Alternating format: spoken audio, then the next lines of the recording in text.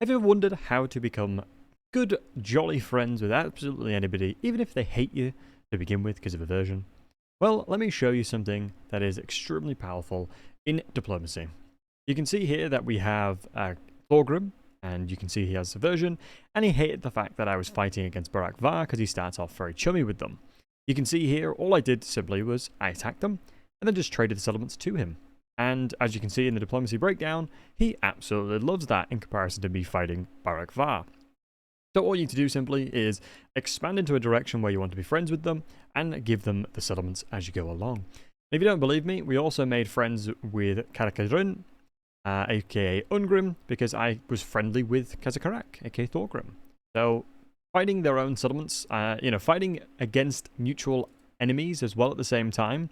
For example, if I were to declare war on Bone Rattlers, I get 3.2 in the diplomacy breakdown as well. So if I'm really struggling to get diplomacy in there, I'll declare war on random people. As you can see, I'm against a lot of people around the world because I'm just trying to leverage that as well to get really easy diplomacy.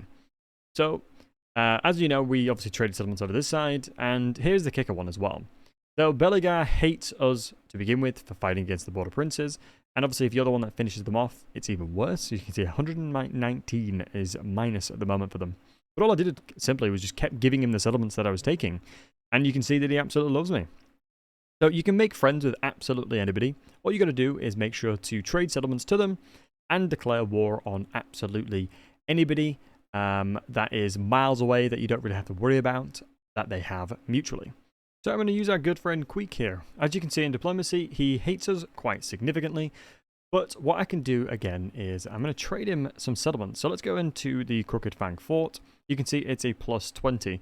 I'm actually just going to give him this just for money, because you can see I can't get anything else. I could ask him to join war against people, but for this video, I'm not going to. And then you can see that's going to plus 28 now. And what we can also do is give him this settlement at the same time. You can see it's plus 32, which is absolutely bonkers.